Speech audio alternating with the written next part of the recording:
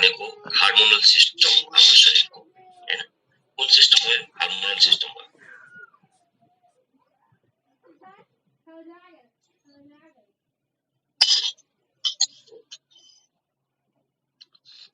Exactly कुरा गर्ने हो भने हाम्रो शरीरमा ग्ल्यान्डमा कति प्रकारको ग्ल्यान्ड हुन्छ भने हेर्नुस् त यहाँ सबैजना, हैन? So in our body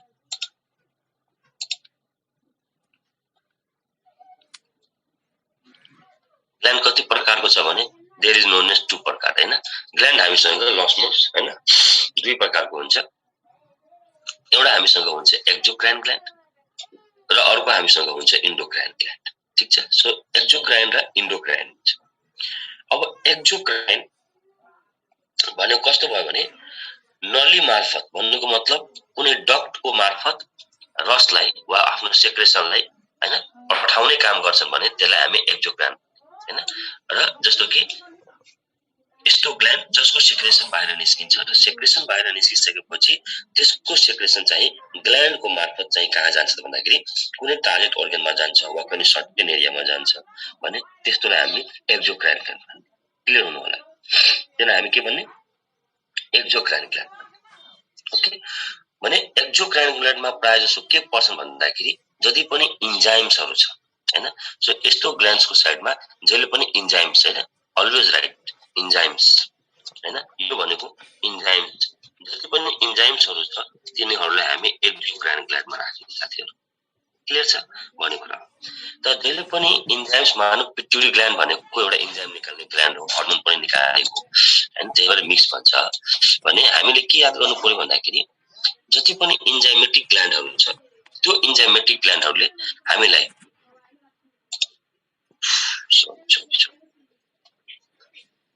Recording in progress. Clear छ नि? सो हामीसँग ग्ल्यान्ड्स कतिवटा छ? 2टा छ, हैन? के छ? एक्जोक्राइन छ र एन्डोक्राइन छ, हैन? सबैलाई जानकारी भएको कुरा हो। भने यसपछि हामीसँग चाहिँ के हो भन्दाखेरि यसमा मेनली आउने भनेको कुरा के हो भने एउटा एक्जोक्राइन ग्ल्यान्ड भनेको त्यस्तो ग्ल्यान्ड हो जसको सेक्रेसन कुनै न कुनै डक्टबाट वा कुनै न कुनै नलीबाट कुनै टार्गेट अर्गनमा जान्छ, सर्टेन ओर्गनमा जान्छ भने त्यसलाई हामी एक्जोक्राइन भन्ने। भने 95% केसमा वा 99% केसमा के छ भन्दाखेरि एक्जोक्राइन भनेको इन्जाइम निकाल्ने ग्ल्यान्डलाई हामी भन्छौं। त्यही भएर एक्जोक्राइन भनेको कस्तो ग्ल्यान्ड हो भने व्हिच ग्ल्यान्ड्स प्रोड्युस इन्जाइम, त्यस्तो ग्ल्यान्ड जसले इन्जाइम निकाल्छ। क्लियर हुनुभयो? भने इन्डोक्राइन ग्ल्यान्ड कसलाई हामी भन्छौं भने इन्डोक्राइन भनेको त्यस्तो ग्ल्यान्डलाई भन्छौं भने जो नली बेगर बिना कुनै डक्टको आफ्नो सेक्रेसन सिधै ब्लडमा पुर्याउँछ। कहाँ पुर्याउँछ? सिधै रगतमा पुर्याउँछ भने त्यसलाई हामी भन्ने इन्डोक्राइन। त्यही भएर इन्डोक्राइन जहिले पनि हार्मोन निकाल्छ, हैन? इन्डोक्राइनले जहिले पनि के निकाल्छ? हार्मोन निकाल्छ। सो यो हार्मोन जहिले पनि के निकाल्छ? इन्डोक्राइनले निकाल्छ। हेर्नुस् त्यहाँनिर यहाँ इन्डोक्राइन छ। Endocrine always produces what? And hormone. Clear छ भन्ने कुरा हो भने एक्जोक्राइनले जहिले पनि के निकाल्छ त भन्दाखेरि एन्जाइम्स निकाल्छ। हस क्लियर हुनुस्? भने हार्मोनलाई केमिकल मेसेन्जर भन्छौं हामीले, ठीक छ? हार्मोनलाई हामी के मेसेन्जर भन्छौं? Chemical messenger. केमिकल मेसेन्जरमा पनि कुन केमिकल मेसेन्जर भनेर सोच्दिन सक्छ भने यसलाई हामी भन्छौं प्रोटिन केमिकल मेसेन्जर। साथीहरु यसलाई हामी के भन्ने? प्रोटिन। ओके, यसलाई हामी प्रोटिन, एमाइन, पेप्टाइड, एस्ट्रोइड यो 3 किसिमको हुन्छ है। कस्तो किसिमको हुन्छ? 3 किसिमको हुन्छ। के हुन्छ? एमाइन, पेप्टाइड, एस्ट्रोइड, हैन? भनेपछि यो प्रोटिन मेसेन्जर, केमिकल मेसेन्जर हो। त्यही भएर हैन दाजुभाइ जस्तै सम्बन्ध राख्ने सिस्टमहरु शरीरमा 2टा छ। एउटा भयो नर्भस सिस्टम, अर्को भयो इन्डोक्राइनल सिस्टम। नर्भस सिस्टम र इन्डोक्राइनल सिस्टमको तालमेल एकदम परफेक्ट हुनुपर्छ, हैन? त्यही भएर यिनीहरु एकअर्कासँग हैन कम्प्लिमेन्ट्री भन्छौं नि हामीसँग, पर्याय भन्छौं नि, पर्यायवाची त्यस्तै भएर काम गर्छ। एकअर्कासँग मिलेर काम गर्ने हो यिनीहरु। सो हार्मोन के हो त? हार्मोन भनेको प्रोटिन हो, पहिला याद गर। तर यसको काम के हो भन्दाखेरि जस्तो कि नर्भले एउटा इम्पल्सलाई बोकेर अर्को ब्रेनबाट कुनै सेन्सरी अर्गनमा लान्छ, त्यसलाई नर्भ कन्डक्सन भन्छौं हो, वा त्यसलाई नर्भ ट्रान्समिसन भन्छौं। संवेदना त्यसले नै पुर्याउँछ, तर कसरी पुर्यायो? न्युरोनको कारणले, हैन। तर यो भनेको केमिकल मेसेन्जर, ठीक छ। केमिकल मेसेन्जरमा यो भनेको प्रिजर चाहिँ केले बनेको छ त भन्दाखेरि द्याट्स गोज टु प्रोटिन है। यो प्रोटिनले बनेको छ भन्ने कुरा हो। यसरी ध्यान दिनु होला। भने हर्मोनले आफ्नो लक्षित अंग र तन्तुलाई नियन्त्रण गर्दछ, त्यसलाई के भनिन्छ भन्दाखेरि टार्गेट अर्गन है। सिधै यसलाई अर्गन वा टिस्यु भनिन्छ त्यसलाई भन्दैन। जहिले पनि यहाँनिर हामी टार्गेट लेख्ने, ठीक छ। हामी के लेख्ने? Target organ. टिस्युलाई हामी के भन्ने? टार्गेट टिस्यु वा टार्गेट अर्गन भन्ने। क्लियर छ भन्ने कुरा। सो ए भगवान, एकजनाले लेखिरहेको छ, दुई तीन जनाले सर क्लास कति बजे सुरु हुन्छ? सुरु भयो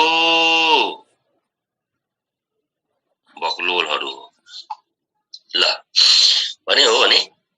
सो कुनै पनि हर्मोनले आफ्नो जुन अंगलाई लक्षित गरेको छ वा जुन अंगमा गएर आफ्नो प्रभाव देखाउनु पर्ने छ त्यसलाई चाहिँ हामी के भन्ने भन्दाखेरि that is known as target organ dear friend, ठीक छ। Target organ and target tissue हामी त्यसलाई भन्ने।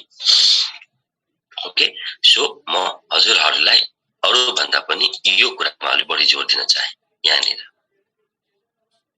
बस भन्ने कुरा।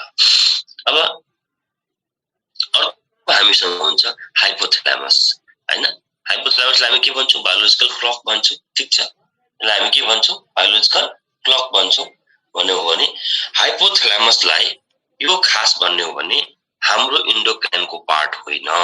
यो कसको पार्ट होइन? इन्डोक्राइनको पार्ट होइन। त्यही भएर यो नर्भस सिस्टमको पार्ट हो, सेन्ट्रल नर्भस सिस्टमको पार्ट हो। सेन्ट्रल नर्भस सिस्टमको पार्ट भएर पनि हैन हैन।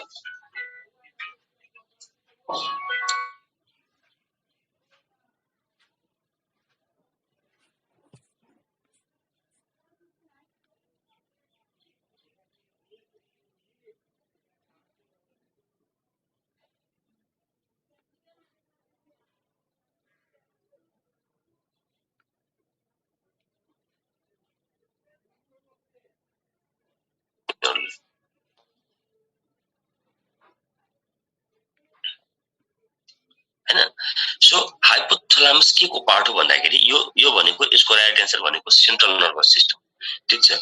कुन नर्भस सिस्टम हो? Central nervous system.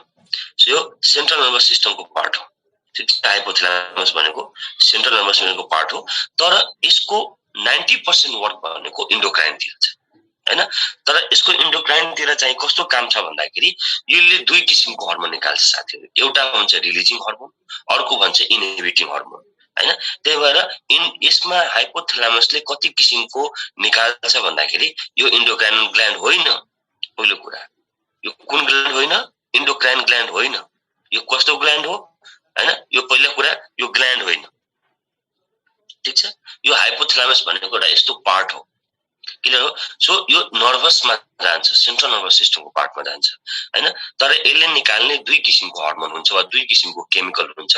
त्यसको नाम हुन्छ, एउटाको नाम हुन्छ द्याट्स गोज टु हैन, त्यसलाई हामी भन्छौं रिलिजिङ हर्मोन र अर्को भन्छौं हामी इनहिबिटिङ हर्मोन। त्यही भएर रिलिजिङ हर्मोन र इनहिबिटिङ हर्मोन निकाल्ने मुख्य काम कसको हो भने यसको राइट आन्सर हुन्छ हामीसँग हाइपोथ्यालमस। याद गर, दुईटा बोलिरहेको छु, रिलिजिङ एन्ड इनहिबिटिङ। के भनेको मैले? रिलिजिङ एन्ड इनहिबिटिङ, क्लियर छ भने मानव शरीरमा पाइने इन्डोक्राइन ग्ल्यान्डहरु कुन कुन हो हैन, यो कुराहरु हामीलाई जानकारी हुनुपर्छ हैन। सो मानव शरीरमा पाइने इन्डोक्राइन ग्ल्यान्डहरु कुन कुन हो भनेर प्रश्न गर्दाखेरि त्यो इन्डोक्राइन ग्ल्यान्ड्सहरुको नाम यस्तो छ साथीहरु, हेर्नुस् त। भने एउटा पिट्युटरी ग्ल्यान्ड वा यसलाई हामी मास्टर ग्ल्यान्ड भन्छौं हैन, सबैलाई थाहा छ यो।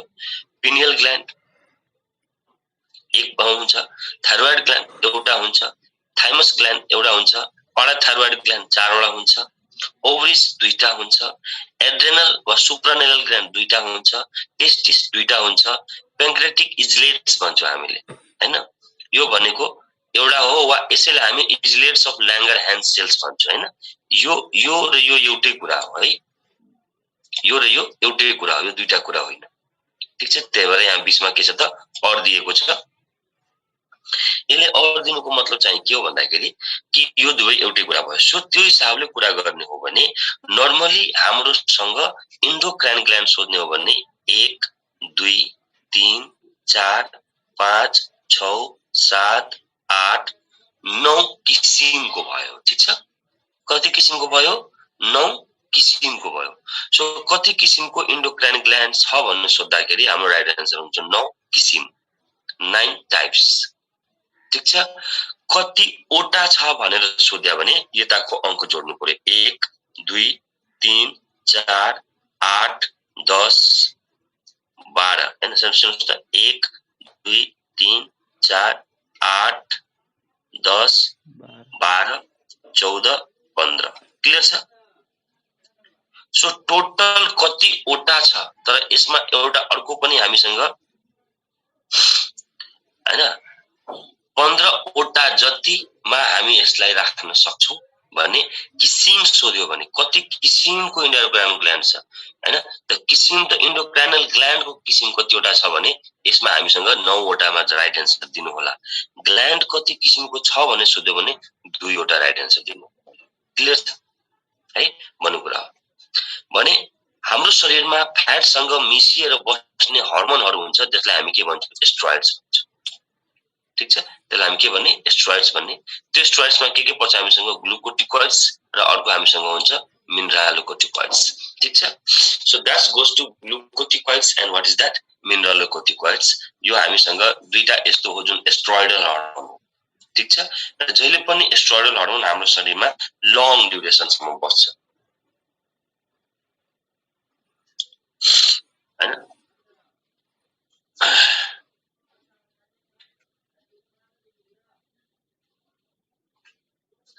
मान्छेले गाली खान्छ मसँग।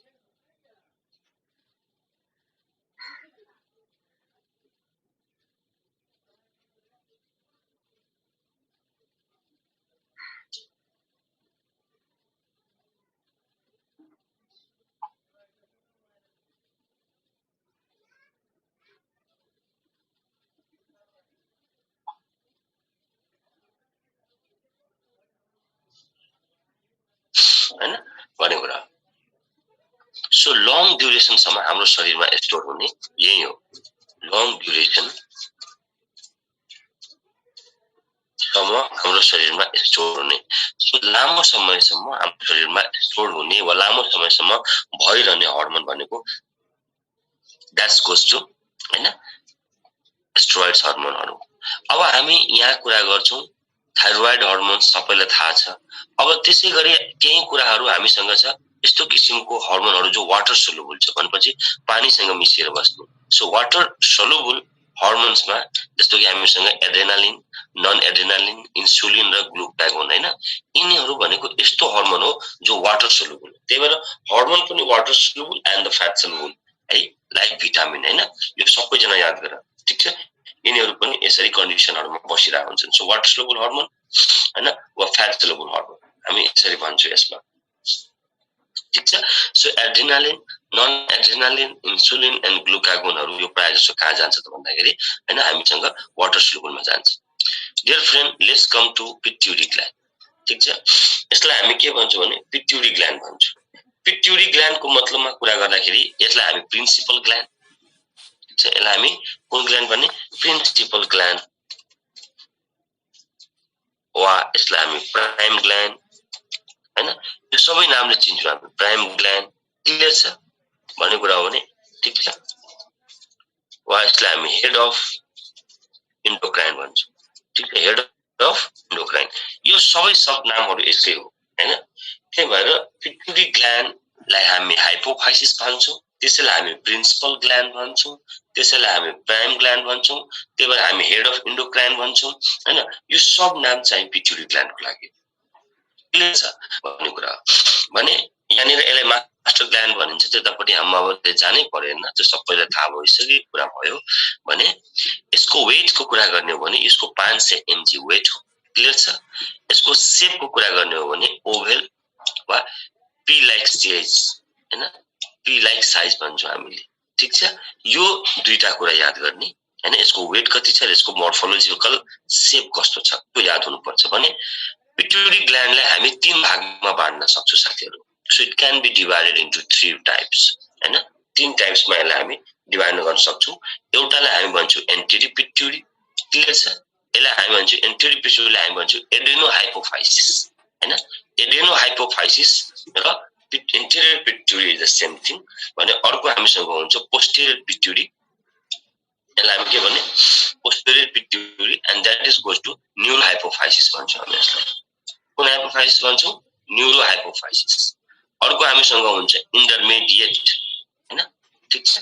सो 3 वटा पिट्युटरी हामीसँग हुन्छ, एन्टेरियर पिट्युटरी, इन्टरमिडिएट पिट्युटरी र what you can say posterior pituitary.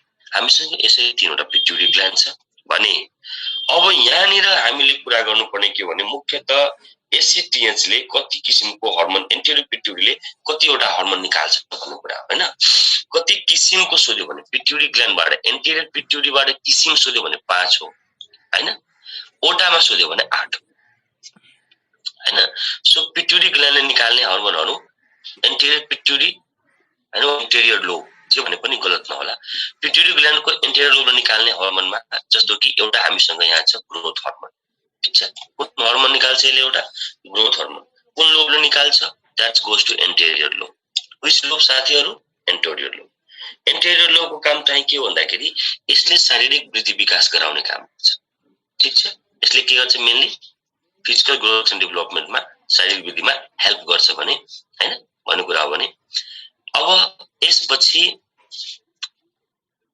Interior पिट्युटरीबाट यो अर्को आउँछ हामीसँग थाइरोइड स्टिमुलेटिङ हर्मोन, ठीक छ। यो हर्मोन आउँछ एउटा TSH.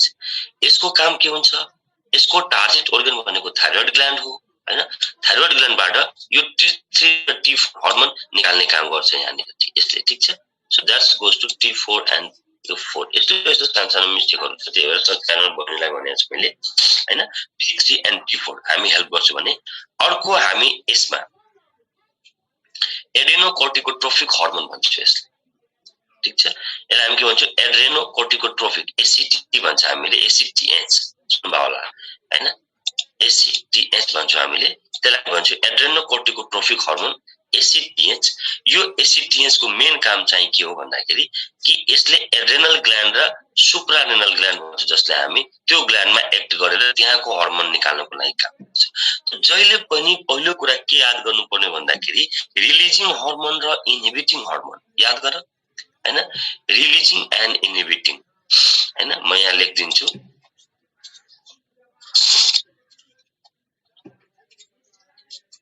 releasing and inhibiting hormones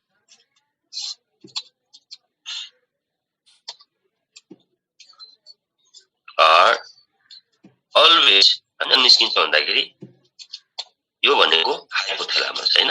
यो कहाँ गयो त? हाइपोथालामसमा गयो, ठीक छ। यो जहिले पनि हाइपोथालामसले निकाल्छ भने, हैन, stimulating hormone,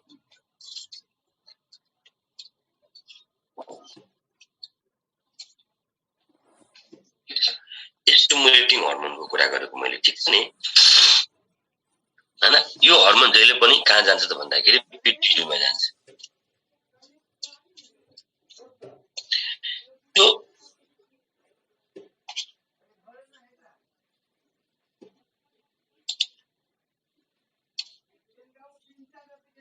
this is pituitary gland, okay. यो एउटा कन्सेप्ट राख्नु पर्यो कि इन्हिबिटिङ हर्मोन सोध्यो भने, रिलिजिङ हर्मोन सोध्यो भने हाम्रो राइट एन्सर के हुन्छ? क्लियर छ नि भन्ने कुरा। त्यस्तै अर्को यसमा हामीसँग हर्मोन निस्किन्छ anterior gland, anterior part of the pituitary वा anterior lobe of the pituitary भनेर सोध्दाखेरि यसको एउटा अर्को राइट एन्सर हामीसँग के हुन्छ भने प्रोल्याक्टिन, वा त्यसलाई हामी ल्याक्टोजेनिक हर्मोन पनि भन्छौं, हैन। हेर्नुस् त यहाँ this is prolactin and this is also known as the lactin hormone. किन? यसले ब्रेस्ट पैदा, हैन, ब्रेस्टबाट मिल्क प्रोडक्सन, ब्रेस्टबाट के हुन्छ यसमा हामीसँग मिल्क प्रोडक्सनमा बढी हेल्प गर्छ भने अर्को हुन्छ भने पीआरएल, हैन। प्रोल्याक्टिनले यो पीआरएल को सानो शब्दमा यसलाई पीआरएल भन्छौं। पीआरएल भनेको प्रोल्याक्टिन नै बुझ्नु होला। यो पीआरएल को अर्को काम चाहिँ के भन्दाखेरि प्लासेन्टालाई के गर्छ त? बाहिर निकाल्ने काम गर्छ, हैन। यसको मेन काम अर्को के हो भने हैन प्लासेन्टालाई बाहिर निकाल्ने काम गर्छ so it helps to expel the placenta भन्ने कुरा क्लियर छ भन्ने कुरा भने गोनाडोट्रोपिक हर्मोन भन्छौँ हामी यसलाई ठीक छ अर्को नाम हामीसँग के छ गोनाडोट्रोपिक हर्मोन ठीक छ सो गोनाडोट्रोपिक हर्मोन पनि यसबाट निस्किन्छ जसको दुईटा नाम छ एउटा हुन्छ एफएसएस र एलएच यो सबै यसको नाम हो भने रिलिजिङ र इनहिबिटिङ हर्मोन कसले निकाल्छ थैलामसले निकाल्छ भर्खर पढाएको हैन भने स्टिमुलेटिङ हर्मोन प्राय जसो स्टिमुलेटिङ हर्मोन र अर्को भनेको रिलिजिङ एन्ड इनहिबिटिङ हर्मोन यो दुईटा याद गरेर तिमीहरु ठीक छ रिलिजिङ र इनहिबिटिङ सोध्यो भने यसको राइट आन्सर हाइपोथैलामस हुन्छ भने स्टिमुलेटिङ हर्मोन सोध्यो भने यसको राइट आन्सर के हुन्छ त पिट्युटरी ग्ल्यान्ड हुन्छ हैन यो एकदम क्लियर हो त्यही भएर एन्टेरियर पिट्युटरी अफ द हैन पिट्युटरी ग्ल्यान्डले कति किसिमको हर्मोन निकाल्छ भनेर प्रश्न सोध्दाखेरि 5 किसिम है याद गर टाइप्स सोध्यो भने 5 ओटामा सोध्यो भने यहाँ छदैछ त्यही भएर यहाँ हेर्नुस् त एन्टेरियरको 5 टाइप्स यो भनेको 5 टाइप्स भयो मित्रहरु ठीक छ so let's go to 5 types okay so total hormones secreted from how many types of hormones secreted from anterior pituitary and your right answer goes to 5 types dear friend clear